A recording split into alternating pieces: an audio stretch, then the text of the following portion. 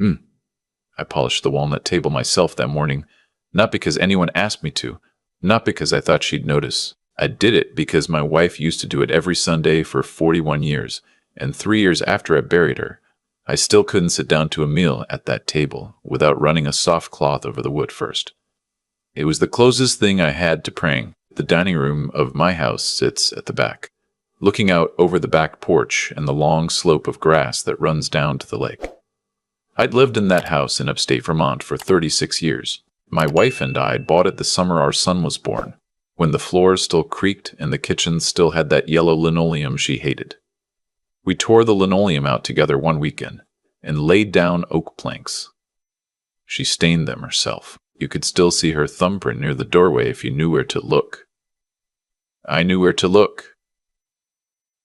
That afternoon, I'd set the table for 5, my son, his fiancée, her mother and father, and me. I'd cooked a pot roast the way my wife used to make it, with the carrots cut on the diagonal and the onions caramelized slow on the stove. I'd opened a bottle of wine that had been in the cellar since 2009, which was the year my son graduated high school, and we'd bought a case to celebrate. There were 4 bottles left. I figured tonight was as good a night as any. My son had called me 3 weeks earlier to tell me he was getting married. He'd been dating the girl for 9 months. He sounded happy on the phone, the way he used to sound when he was 12 and he'd caught his first base off the dock. I didn't ask too many questions. I figured I'd meet her and form my own opinions, the way my own father had done with my wife 43 years ago. He'd taken her hand at our first dinner and told her she had the eyes of a woman who could outwork a man, and he meant it as the highest compliment he knew how to give. She laughed for an hour about it on the drive home. I was hoping for something like that. What I got was different. She walked in ahead of my son. Tall, blonde, expensive. The kind of expensive that announces itself in a wristwatch and the way a coat is folded over an arm. She looked at me, and I watched her face do something I've seen 1,000 times in my life and learned to read like weather. The slight pull at the corner of her mouth. The brief, involuntary inventory of my hands, my shoes, the lines on my face. She was pricing me. Right there in my own foyer. "You must be the dad," she said. I told her I was. I told her my name. I held out my hand. She looked at my hand for a moment, at the burn scar that runs from my knuckles up under the cuff of my shirt, at the place where the skin grew back wrong 40 years ago and never quite settled into anything you'd call ordinary. And then she laughed. Not a big laugh, a short, sharp one, like a dog's bark. "Oh my God," she said, looking past me toward my son. "At least we know what we're doing for Halloween. He doesn't even need a mask." My son said her name. Shark. He said it the way a man says a name when he's hoping the next thing out of her mouth will fix the last thing. She turned back to me with a smile that was supposed to be charming. Sorry. I'm a comedian when I'm nervous. It's a thing." She shook my hand quickly, the way you shake the hand of someone whose germs you suspect. "It's so nice to meet you. My parents are pulling up now. They got stuck behind a tractor on the way in. God, the country, right?" I told her welcome, and that supper was almost ready, and that I'd take her coat. She handed it to me without looking. I hung it in the closet. I noticed my hands were steady. I'd been worried they wouldn't be. My son hung back as she went into the living room. He put a hand on my shoulder. "Dad, I'm so sorry. She's nervous. She didn't mean—" "It's fine," I said. "It isn't fine. I'll talk to her." "Don't. Not tonight. Let's get through dinner." He nodded. His eyes were wet for a second, and then they weren't. And then he went after her into the living room. I stood there for a long minute alone in the foyer, looking at the closet door and her coat hanging there, and I let myself feel exactly one thing, which was that my wife would have laughed. My wife would have walked into that living room and said something so dry and so kind it would have taken the girl 10 years to understand she'd been put in her place. I didn't have that gift. I had a different one. I went to the kitchen and stirred the gravy. Her parents arrived 10 minutes later. They came in through the front door with the kind of polite, slightly anxious energy of people who've been told their daughter is marrying up and they need to make a good impression. The mother was small and sharp-featured. The father was tall and gray, with the tired posture of a man who'd worked outdoors most of his life and was now expected to wear a sport coat indoors. They were good people. I could tell it in the first 5 seconds. There was something familiar about them too, but I couldn't place it, and I figured it would come to me later. I shook the father's hand. I introduced myself. I led them into the dining room. That was when the strange thing happened. The mother stopped in the doorway. She looked at me. She looked at my hand on the back of the chair I was holding out for her. Her eyes went up to my face, slow, like she was reading something written in small print. Her mouth opened a little. She closed it. She sat down. The father didn't notice. He was looking at the lake out the window, telling me what a beautiful piece of property I had, asking how long I'd lived here. I told him 36 years. He whistled and said his wife and he had been in their house for 31, and he hoped to God they'd never have to leave it. The mother, beside him, said nothing. She kept watching me. Once, when I bent down to set the gravy boat on the table, she made a small sound, like she'd been about to speak and changed her mind. We sat down to eat. I said grace, the short one my own father used to say, to fiancée. I'll just call her my son's fiancée, because I find I don't have it in me to use her name even now. Picked at her pot roast like it might bite her. Her mother ate carefully and watched me. Her father ate with the appetite of a man who'd been working since dawn. The trouble started before the second course. So, my son's fiancée said, setting her fork down, we wanted to talk to you tonight about a few things. About the wedding. And about, well, I guess, the future. All right, my parents and I have been talking, and we've kind of been thinking it just makes sense, right, for everyone to chip in to what we're calling, like, the launch. The wedding, plus everything after. The launch, I repeated. Yeah, like, the wedding's around $240,000. We're doing it at this venue out near the coast. It's gorgeous. You'll love it. And then we're putting a down payment on a place in the city, because obviously his commute is killing him. Between the two, we're looking at a lot. And my parents are putting in 100, so we were thinking, you'd match it. Or do a little more, since you've only got the one kid. I looked at her parents. The father had gone very still over his plate. The mother had her napkin twisted in her hands under the edge of the table. I looked at my son. He was staring at the centerpiece. He wasn't going to help me. Honey, I said, you and I have known each other 26 minutes. I don't think we're at the place yet where we discuss bank accounts. She laughed that bark of a laugh again. Oh my God, sorry, was that abrupt? It's just we've got a timeline and his commute, and it's all right. It's all right, I said. I'm a direct man. I appreciate direct. I'll be direct. I'll be direct. Back. I'm not paying for a $240,000 wedding. My son looked up. Dad. I'll help with the wedding, I said. I'd be honored to. But I'll help with a wedding I can afford, and a wedding that makes sense. I won't put my house up for it. I won't refinance for it, and I won't be told what number to write on a check by a girl I just met. The fiancé's face changed. It went through 3 weathers in about 2 seconds. Surprise. Then something hard. Then a smile. The smile was the worst of the 3. Okay, she said. Okay, I get it. So we're doing this. She turned to my son. Babe, tell him. My son looked at her. He looked at me. He looked at his plate. Dad, we were also thinking. About the house. What about it? About the house. What about it? The house is, Dad. The house is enormous. For one person, in a lake property. You know what this place is worth right now. The market's insane. If you sold it, you could move into a condo in town, you'd be closer to me, and the equity would it would set us up. It would set you up, and it'd be good for everybody. I set my fork down. You want me to sell my house? I want you to think about it. That's all. You want me to sell the house your mother and I bought before you were born, where she stained those floors with her own hands, where I sat with her every morning of the last 6 months of her life and watched the sun come up over that lake, so you and your fiancé, who I met half an hour ago, can have a down payment in the city. My son's fiancé jumped in. Don't make it sound like that. That's not Jesus. We're not asking you to dishonor her memory. We're asking you to think about your future. You're what, 63? You don't need all this space. You're rattling around in here. It's actually kind of sad.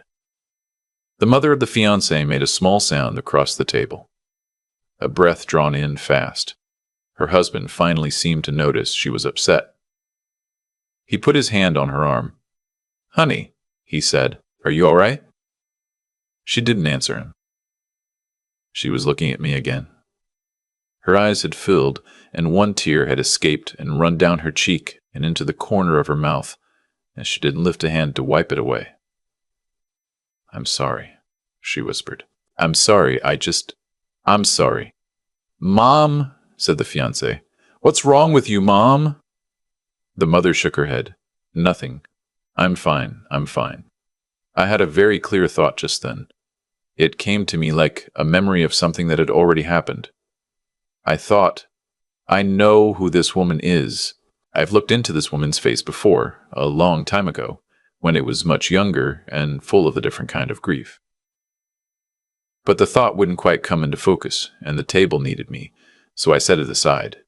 I would come back to it. "Let's eat," I said. "We can finish this conversation later." Nobody ate. The pot roast went cold. My son's fiancée dabbed at her mouth with her napkin and excused herself to the bathroom. My son stared at the place where she'd been. The mother of the fiancé was looking at me again, and something in her face had decided.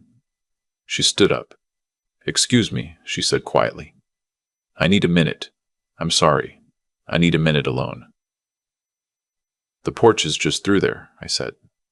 She nodded and went out, and the screen door tapped shut behind her. The four of us at the table sat in the kind of silence that happens after a window breaks. The fiancé's father cleared his throat. "She's not herself tonight," he said.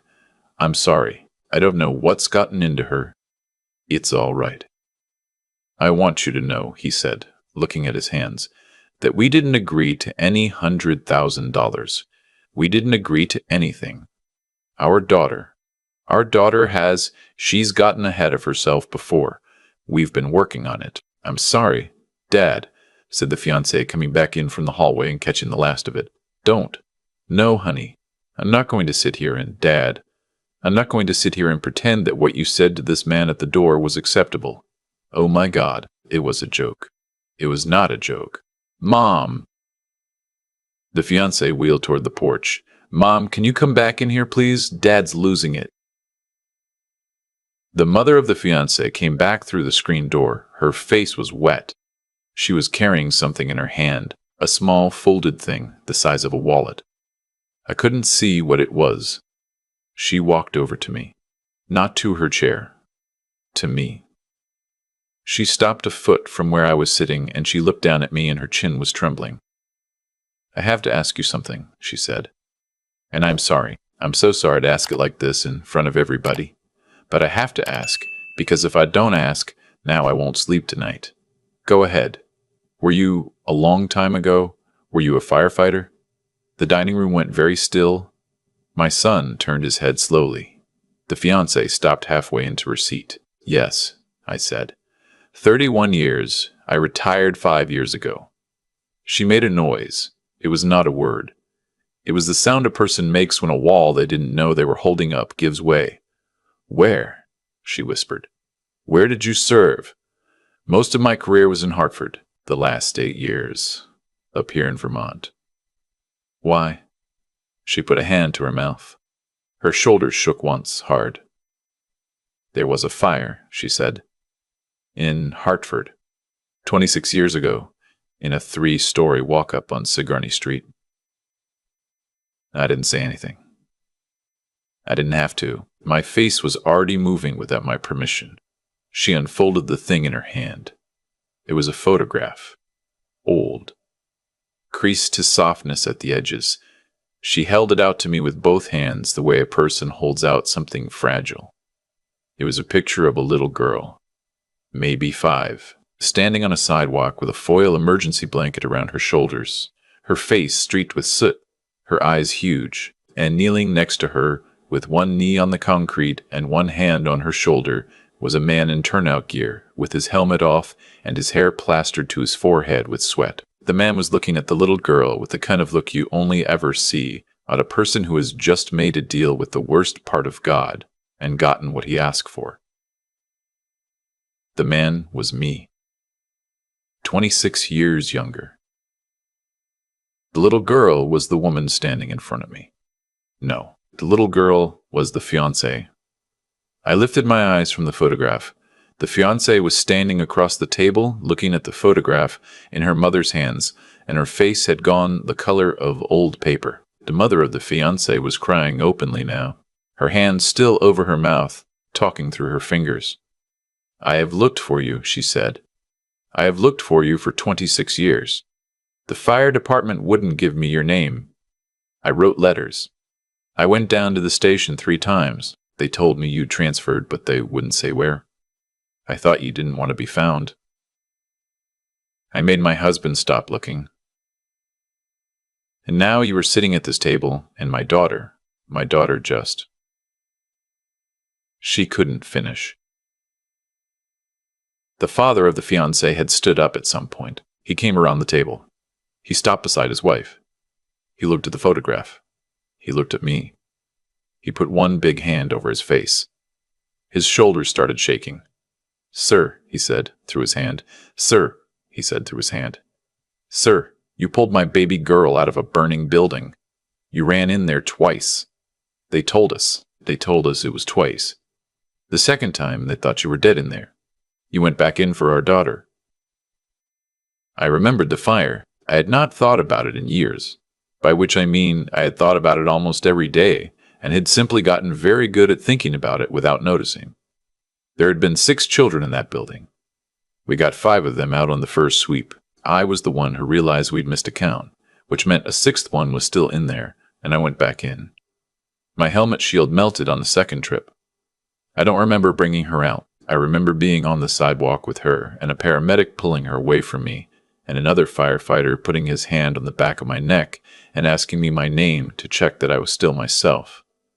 I had not known what happened to her after they took her in the ambulance. I had asked the next day, but they said the family had transferred her to a hospital closer to where their grandparents lived. And after that, she was a name on a chart somewhere. And then she wasn't even that. The burn on my hand, the burn that ran up under my cuff, the burn that my son's fiancée had laughed at and said made me look like a Halloween mask. That burn was from the second trip. I had taken my glove off to undo a latch that had worked in the heat. I had been holding her, and I had needed one hand free. The fiancée was making a small noise, a repeating one. I looked at her. She had sat down. She was looking at the photograph her mother was now holding flat on the table. Her hand was over her mouth. Her shoulders were drawn up around her ears like she was bracing for a blow. "Mom," she said. "Mom, that's you," her mother said. "That's you the night of the fire." Mom, no. That's the man who pulled you out. Honey, look at me. Look at me. Look at me. That is the man who pulled you out of that building." The fiancée looked at me. For the first time since she'd walked into my house, she actually looked at me. At my face. Not at my hand. Not at my watch. At my face. Not at my watch. At my face. "I didn't know," she whispered. You said," her father said slowly, like he was working out a math problem. "You said to him, the moment you walked in his front door, that he didn't need a mask for Halloween. Because of his face, because of his hand. Dad, you said that to the man who carried you out of a fire." She started crying. Not the pretty kind, the kind where the whole face caves in and there's no managing it. My son was on his feet. He hadn't said a word in 5 minutes. He was looking back and forth between his fiancée and me in the photograph, and his face was doing something I'd never seen on him before, which was the slow, dawning understanding of a grown man recognizing exactly what kind of woman he had asked to marry him. "I think," he said very quietly, "we should all take a few minutes." "No," said the fiancé's father. "No. I want to say something first." He looked at me. His eyes were red. "Sir, my wife and I have been to your church. We didn't know it was your church. We've been every single year on the anniversary of that fire. We go to the firefighters' memorial on Asylum Avenue, and we put down flowers and we say a prayer for you, whoever you are. We have a picture of you on our refrigerator. We have had a picture of you on our refrigerator for 26 years. Our daughter grew up looking at that picture every morning of her childhood. We told her every single year on her birthday, every single year, that the only reason she had a birthday was because of a man whose name we did not know." The fiancée was shaking her head, fast, her hands pressed flat to her face. "And tonight," the father went on, his voice cracking, "she walked into this man's house, and she made a joke about his face, about the burns on his hand, the burns he got carrying her." He sat down. He put both hands on the table and looked at them. "I don't know what to do with that," he said. "I don't know what to do with that as her father. I'll tell you something I learned a long time ago in the line of work I was in. When something terrible happens in a room, when a building comes down or a child stops breathing or a man you've known for 20 years takes his last breath in your arms, there is always a moment after, a particular kind of moment, where the people in the room have to decide what kind of people they're going to be from that moment on. It's a small moment. It doesn't last long, but it's the moment that decides everything about what comes after. We were in one of those moments now. I could feel it, so I did the only thing I knew how to do, which was the thing I'd learned to do at fires. I made a plan, and I made it out loud, in a calm voice, so the people around me would have something to hold on to. "All right," I said. "Here's what we're going to do." Everybody looked at me. "First, the pot roast is cold. I'm going to put it back in the oven for 10 minutes. When it comes out, we're going to eat it. Because fruit gets cold and grief doesn't get less, and you might as well eat." The fiancé's mother let out a small, startled laugh through her tears. "Second, after dinner, my son and I are going to take a walk down to the lake. Just him and me. The two of you," I looked at the fiancé's parents, "are welcome to stay. I have 2 guest rooms made up. The drive back is 2 hours, and you're in no shape for it tonight." "We couldn't. You will." "The sheets are clean. And me?" the fiancée said. Her voice was very small. I looked at her for a long moment. I tried to see her, really see her, past the wristwatch and the haircut and the laugh she'd thrown at me in my foyer. I tried to see the little girl in the photograph. I couldn't quite do it, but I could see for the first time that she was a person who had just been hit hard, and that she was trying to stay upright, and that whatever was going to happen next in her life was going to depend almost entirely on what she did in the next 48 hours. "You," I said, "are going to sit at my table and eat your dinner. You're going to do that because your parents are here, and they have had a hard night. Then, tomorrow morning, you and I are going to sit on that porch and have a cup of coffee. Just the two of us. And you're going to tell me how you got to be the way you are. Not as an excuse, as a beginning." She nodded. She nodded a lot of times in a row, like she didn't trust herself to speak. "And the wedding?" she finally said. I shook my head. "There isn't going to be a wedding, not the one you were planning. Not in 3 months. You and my son have things you need to figure out before any of that. You don't have to figure them out tonight, but you do have to figure them out." My son looked at me. I waited for the disappointment. I waited for him to argue. He didn't. He just nodded once. Slow.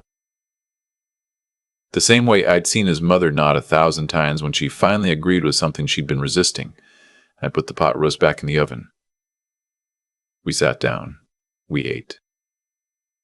Nobody had much to say. The fiancé's mother kept looking at me, and once she reached across the table and put her hand over mine, the scarred one, and she didn't say anything.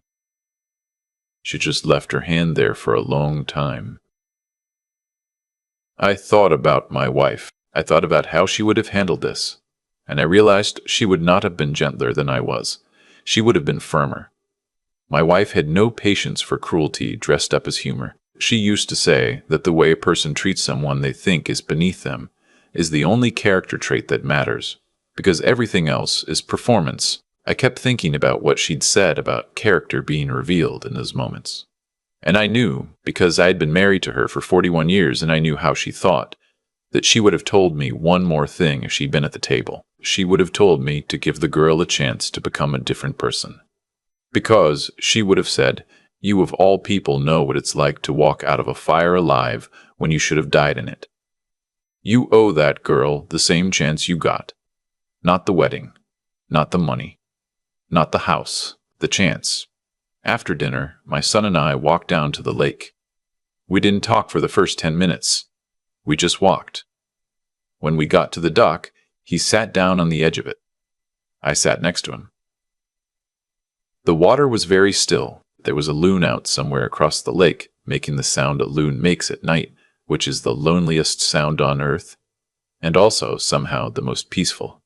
"Dad," he said, "how did I not know?" "Know what?" "That you'd been a firefighter." "I mean, I knew you were a firefighter. But I didn't. I treated it like you were a postman, like it was just a job. I never asked you about it, not really. You were a kid. Kids don't ask." "I'm 33. "Yeah," I said. "Well," he was quiet for a while. The loon called again. "Dad, I'm sorry about tonight. Dad, I'm sorry about tonight. About the house. About God. I let her say those things to you, and I just sat there." "You did. I don't know why I did that." "You know why." He didn't answer that. "You loved her," I said. "Or you thought you did. And when you love somebody, or you think you do, you let them say things you wouldn't let anybody else say. That's how it works. That's how it's. I've thought a lot about that night since it happened. And what keeps coming back to me isn't the photograph, or the tears, or even the moment my son's fiancée realized who I was. What keeps coming back to me is the polishing of the table that morning, because that's where the whole thing started, and that's where everything I want to say about it begins. I've come to believe that the way a man prepares for people who have not yet arrived tells you everything about who he is. I polished that table because my wife taught me to. I cooked that pot roast because she taught me to. I set 5 places because I'd been raised to believe that hospitality is a kind of honesty. You put yourself in front of people the way you actually are, and you let them decide what to do with it. That's the moral inheritance I got from her, and from her father before her, and from my own people before that. Nobody handed it to me on a stone tablet. They handed it to me by living it in front of me, until I couldn't help but pick it up. What my son's fiancée did at the door wasn't an accident. It was the harvest of a long planting. Somewhere along the way, somebody had failed to teach her that the smallest test of a person's character is how they speak to a stranger they think can't hurt them back. And here's the part I keep thinking about: the cause and the effect. She walked into my house believing she was the most powerful person in the room. She walked out of it knowing she was the smallest. That wasn't punishment. That was just what happens when a person mistakes cruelty for confidence. The world rights itself sooner or later. It always does. I've also been thinking about Beckett, my son. He sat at that table and didn't speak when he should have, and that silence cost him more than he yet understands.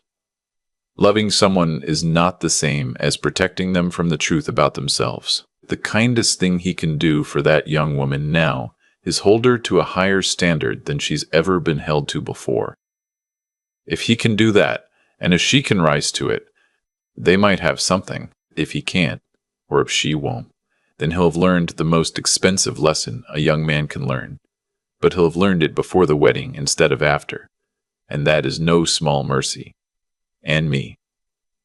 What I learned again at 63 is that grit is not the loud thing people think it is. Grit is washing the dishes the next morning. Grit is making breakfast for the woman who insulted you. Grit is leaving a door open for a person to become someone better, while making absolutely sure they cannot walk through that door and rob you blind. Wisdom and toughness are the same muscle, used at different moments. I'm still learning how to tell which moment is which. I suspect I will be learning that until the day they bury me next to my wife.